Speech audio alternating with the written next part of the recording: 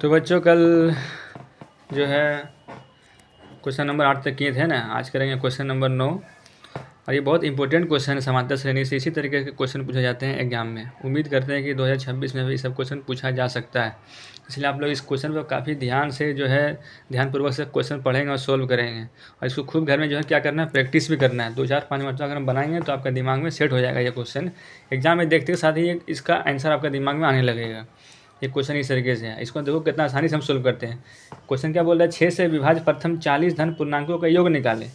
6 से विभाज्य बोलता है तो क्या करेंगे, 6 का पहाड़ा पढ़ेंगे, लेकिन 40 धन पूर्णांकों का योग बोलता है। कितना बोलता है, 40 धन पूर्णांकों का योग बोलता है। तो क्या करेंगे, 6 का टेबल पढ़ेंगे, 6, 12, 18 डैश डैश 40 धन पूर्णांकों का योग बोलता है। तो n का मान तो दिया हुआ है, क्योंकि n का मान क्या है, tn का मान यहाँ पर हमको नहीं मालूम है, tn का मान तो दिया हुआ भी नहीं है। यहाँ पर sn का मान पूछ भी रहा, तो ये 40 जो धन पूर्णांक है वो क्या है, हमारा n का मान है। तो पहले a का मान 6 लिख ले, d का मान 6 लिख ले, तो 12 में 6 कटेगा 6 होगा, और n का मान क्या हो गया हमारा 40, है ना। तो sn के बराबर क्या हो जाएगा, n/2 2a plus n-1 into D. वो फॉर्मूला इसे लगा रहे थे a प्लस एल, क्योंकि वहाँ पर टी एन का मान दिया हुआ था, यहाँ पर टी एन का मान नहीं दिया हुआ, इसलिए क्या करेंगे, ये वाला फॉर्मूला से चलेंगे, लॉन्ग वाला से।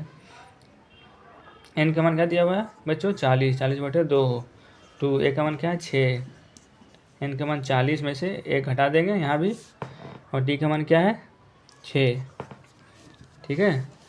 तो इसको 2 को 40 से काट दीजिए तो क्या बचेगा 20, ऊपर में 20 बच गया, यहाँ क्या है 6 दूनी 12, यहाँ कितना बचेगा 39, 39 गुना 6, ठीक है। यहाँ हो गया 20 और 12, 39 गुना 6 करेंगे तो कितना आएगा, 9 6 54 के 4, बाकी 5, 6 3 18, 18 5 23, 234, 20 234, इसको जोड़ दीजिए, 4 2 6 और 3 और 1 4, 2 का 2, अब 246 को 2 से गुना कर देंगे तो क्या हो जाएगा, 6 दूनी 12 के 2, बाकी 1, 4 दूनी 8 और 1 9, और 2 दूनी 4, ये 0 यहाँ पर बैठा देंगे। ये रहा आपका 6 से विभाज्य प्रथम 40 धन पूर्णांकों का योग निकालने का अगर बोला जाए तो 6 का टेबल पढ़िएगा। और 40 धन पूर्णांक बोला तो क्या हो गया, n का मान 40, अगर 32 धन पूर्णांक बोलता है तो n का मान क्या हो जाता है 32, यानी कि जितना धन पूर्णांक पूछता है वो क्या होता है हमारा n का मान। तो जो हमको a का मान मालूम हो गया, d का मान मालूम है सारणी से, n का भी मान मालूम हो गया, तो क्या करना है, ऐसे निकालना हमारे लिए आसान है। तो डायरेक्ट इस फॉर्मूला से हम आ सकते हैं। तो उम्मीद करते हैं क्वेश्चन आपको समझ में आ गया होगा। तो बच्चों 9 नंबर तक क्वेश्चन सोल्व कर चुके थे हम लोग, अब आज करेंगे solve question number 10। Question number 10 क्या बोल रहा है, क्वेश्चन नंबर 10 ये बोलता है कि 8 के प्रथम 15 गुणजों का योग निकालें। योग निकालने बोलता है तो इसका मतलब क्या करना है, हमको एन का मान चाहिए, ना हमको ए का मान मालूम है, ना डी का मान मालूम है, ना एन का मान मालूम है। तो 8 का प्रथम गुणजों बोलता है, तो किसका गुणज बोलता है, 8 के प्रथम 15 गुणजों का योग बोलता है।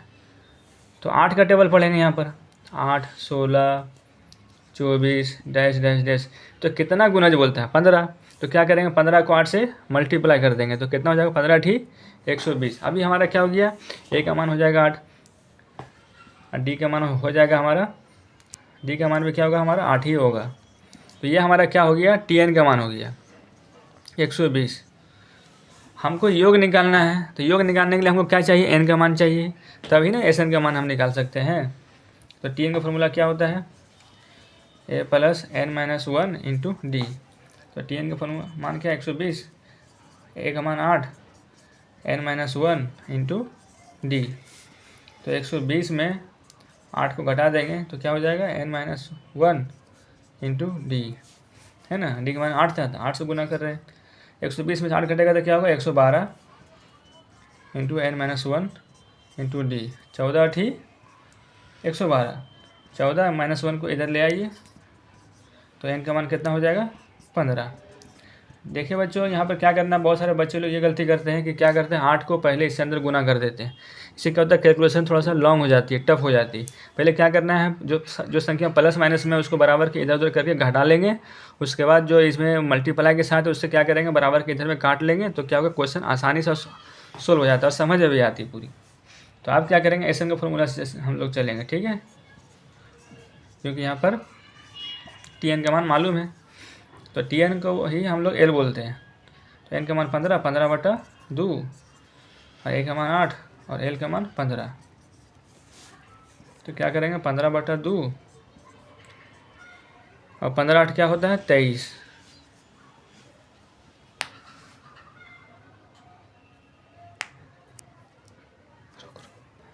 तो एन का मान कितना दिया 15/2 और ए का मान क्या है 8 और एल का मान क्या है दोस्त 120 है। ठीक है, तो क्या करेंगे 15/2 लिखेंगे और 120 8 को जो जोड़ेंगे तो हो जाएगा हमारा 128।